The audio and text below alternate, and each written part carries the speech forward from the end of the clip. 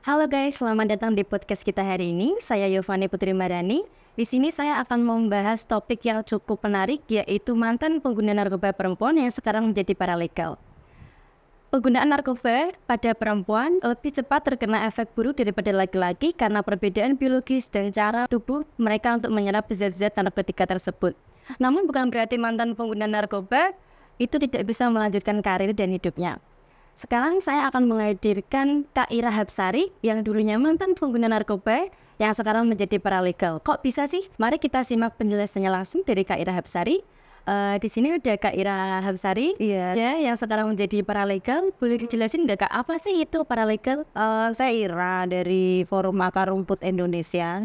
Forum Akar Rumput Indonesia itu organisasi kami ini di situ relawan yang berangkat dari latar belakang yang sama. Kami yang bergabung di situ itu pengguna narkotika, baik yang masih aktif ataupun yang sudah tidak aktif. Itu kami menginisiasi Forum Akar Rumput Indonesia atau FARI, ini aku sebut FARI aja ya biar. Iya, singkatannya ya Kak. Jadi FARI itu di tahun 2019 oleh beberapa teman di Jakarta Bogor. Ada pendirinya namanya Mas Andra Perdana, kemudian Bambang Tejo. Itu mereka cukup aktif di dunia advokasi penggunaan nafsa pada waktu itu.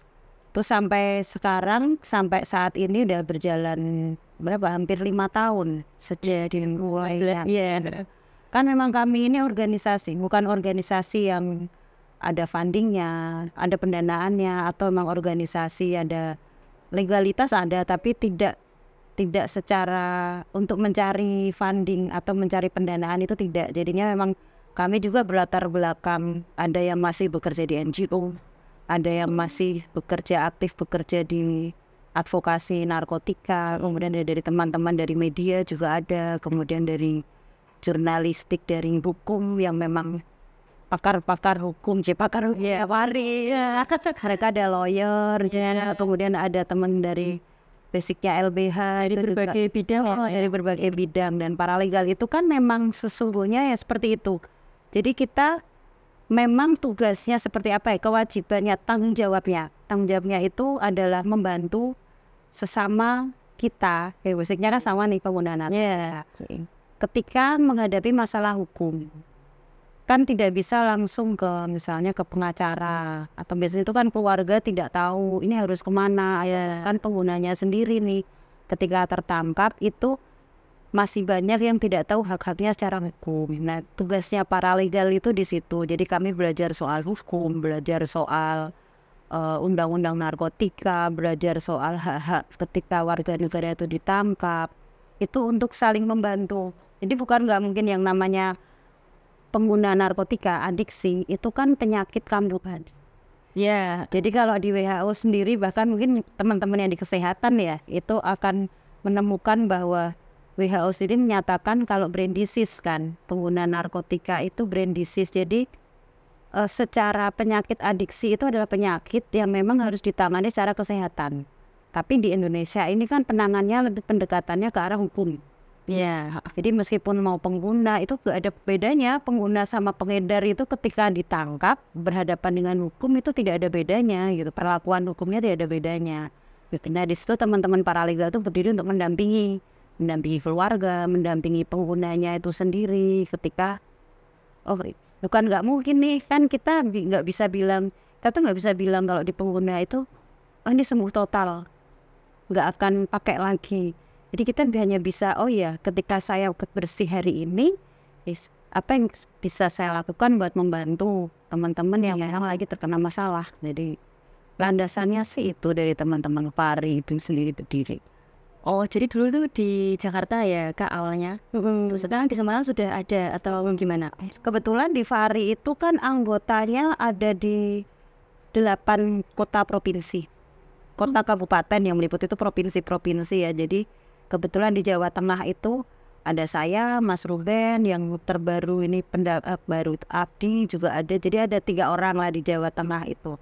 Kemudian mungkin yang tertarik juga ada lagi dan memang secara keanggotaan kan belum terdaftar. Yang menjadi relawan untuk ikut bergerak, ikut membantu, ikut berkontribusi itu udah banyak. di Indonesia sendiri teman-teman juga tersebar kan dari berbagai wilayah. Ada di Jawa Timur, di Jakarta, Jabodetabek lah. Jabodetabek itu yang paling banyak karena memang teman-teman di sana kan dekat dengan pusat pemerintahan. Jadi untuk informasi, untuk segala macam itu lebih mudah, lebih aksesnya lebih mudah. Jadi bisa saling support ke teman-teman yang di daerah gitu. Cara kerjanya sih seperti itu kalau di Fahri. Jadi tugasnya paralegal tuh mendampingi entah yang penggunanya, entah dari keluarga juga korban, gitu ya Kak? Ya, korban narkotika dan keluarganya, korban kebijakan narkotika itu. Kayak kita tuh menjelaskan hak-haknya ini loh gitu ya. Gitu. Terus banyak kan kejadian nih kalau misalnya ada yang ditangkap nih, teman yang ditangkap. Orang awam aja kadang kalau bermasalah dengan hukum kan tidak takut ya kadang ya Kak. Iya kan pasti udah takut duluan akhirnya kayak meskipun itu belum tentu salah kan di dalam hukum itu ada asas praduga tidak bersalah kan ya kan ketika belum tentu salah aja kita kalau berurusan sama hukum itu ya udah parah dulu ya. Nah apalagi teman-teman pengguna narkotika keluarganya yang memang secara undang-undang itu sudah dianggap salah. Nah bahkan yang dianggap salah pun itu kan seharusnya masih punya hak. Apalagi kalau di pengguna perempuan ya otomatis akan lebih kompleks karena beberapa juga di antara teman-teman kami itu yang memang punya anak, yang anaknya masih di bawah umur gitu. Orang tuanya ditangkap di rumah atau ibunya kan terus anaknya ini gak bisa dibawa juga kan jadi lebih kompleks. Kalau tadi dikatakan di pengguna perempuan itu masalahnya lebih kompleks ya. Emang makanya dari sisi kesehatan ketika kan pasti lebih kompleks gitu kan. Urusannya tuh kayaknya lebih banyak, lebih ribet. Perempuan lebih ribet. Berarti Kak Ira ini menjadi paralegal itu dari hati sendiri ya Kak? Bukan dari Allah. Kebetulan kan memang saya ini dari kalau mau cerita sedikit ya, saya berlatar belakang pengguna narkotika juga gitu kan dari mungkin kalau umur saya sekarang 40 tahun separuh sekarang udah 40 tahun di umur 40 tahun itu separuh lebih hidup saya juga bersinggungan dengan dunia narkotika gitu. Yang darinya pakai nggak tahu yang namanya penasaran tahu-tahu udah nyebur loh kok ternyata harus bersinggungan dengan masalah hukum apalagi di tahun 2009 itu kan ada undang-undang narkotika nomor 35. Nah itu undang-undang itu kan banyak pasal yang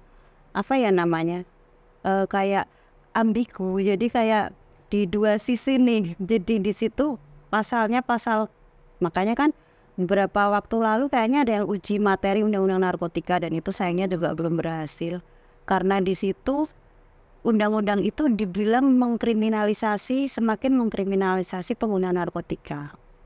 Jadi di situ memang seolah-olah ada perlindungan untuk pengguna di pasal 127.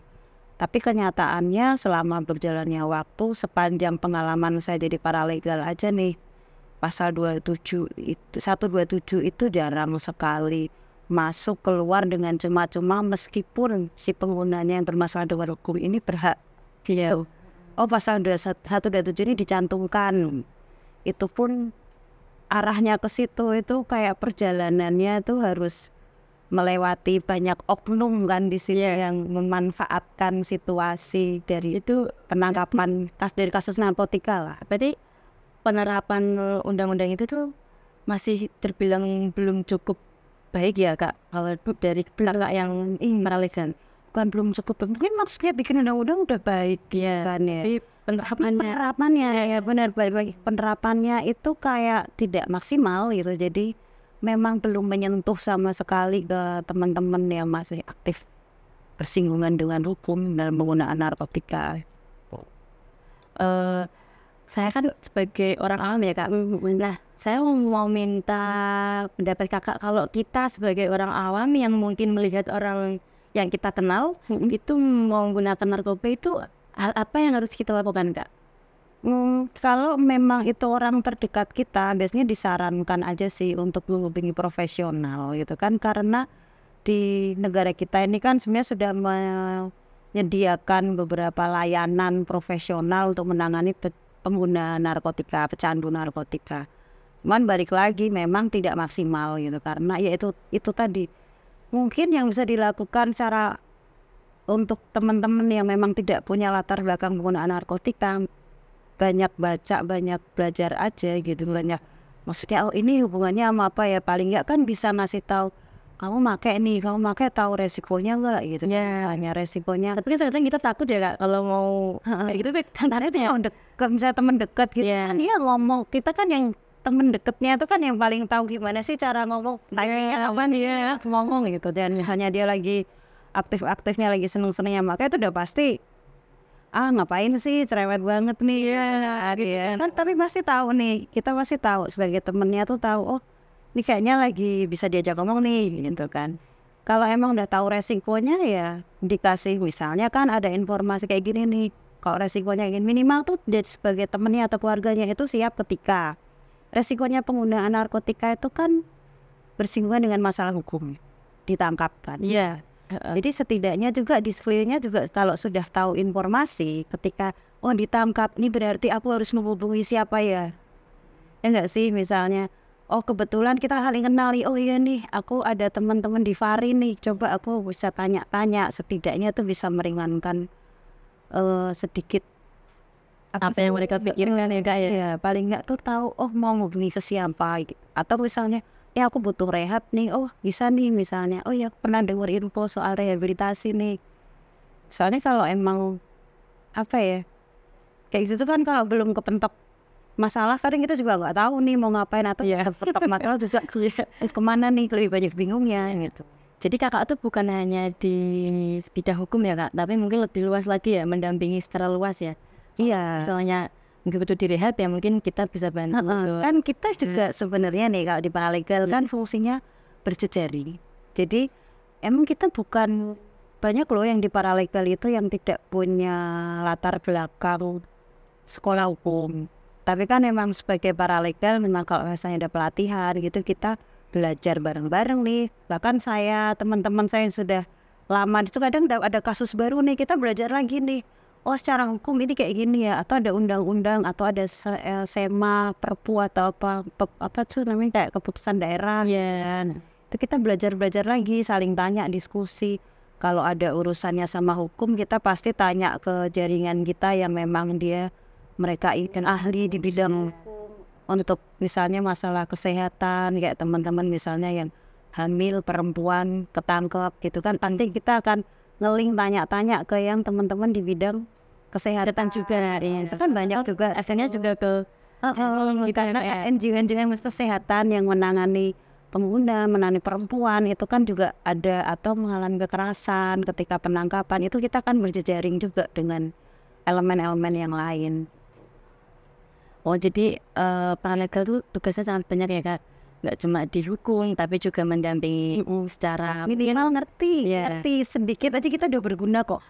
Mungkin kan berarti kalau orang lain taunya tuh paralegal cuma mendampingi di bidang hukum ya Kak, berarti Kakak tuh juga bisa mendampingi mungkin psikisnya ya, karena kan orang terkena, orang menggunakan narkoba itu mungkin ketika kita pasti shock shock gitu. Itu sih ya, memang kalau dibilang mendampingi secara hukum itu memang sudah ada tugasnya sendiri, kan ada pengacara, elemen-elemen hukum itu juga sudah ada.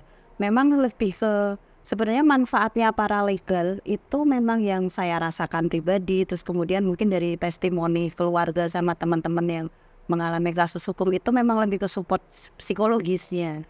Jadi karena ketika ditangkap, masih ada temennya yang datang, keluarganya, iya nih saya nggak bingung nih, masih bisa tanya-tanya. Karena kami lebih ke mendampingi sih sebenarnya, mendampingi, datang. Kalau mengupayakan masalah hukum dan berjejaring ternyata berhasil sesuai mendapatkan haknya, itu bonus, itu bagus. Tapi yang lebih utama memang mendampingi secara psikologis, karena biasanya kalau orang udah kena masalah itu kan kayak rasanya lagi di sana sendirian, intimidasi itu pasti. Kalau ada yang dengerin tuh kayak setitik semangat gitu ya. Paling enggak keluarga itu juga pasti sering diintimidasi oleh oknum-oknum yang memanfaatkan situasi. Tapi kan ada nggak sih Kak, kalau yang pengguna itu mungkin dia itu malah keluarganya juga mengintimidasi, mungkin gitu Kak? Mungkin yang ngelaporin keluarganya gitu, malah kayak gak respect sama ya memang mungkin itu akan bahas panjang, narik ke belakang soal masalah budaya masyarakat kita seperti apa, terus masih mungkin malu, ya kan, yang kayak gitu-gitu masih yang paling kelihatan nih gitu kan. Tapi ya memang dari keluarga sendiri, misalnya ditinggalin nih, terus akhirnya sendirian, misalnya ada yang ngurus tuh juga beberapa ada.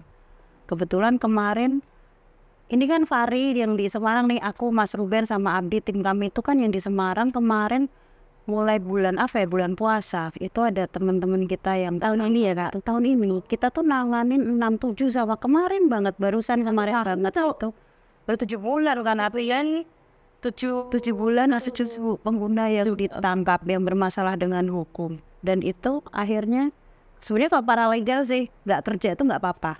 Artinya kalau paralegal nggak kerja, tidak ada teman-teman pengguna yang ditangkap.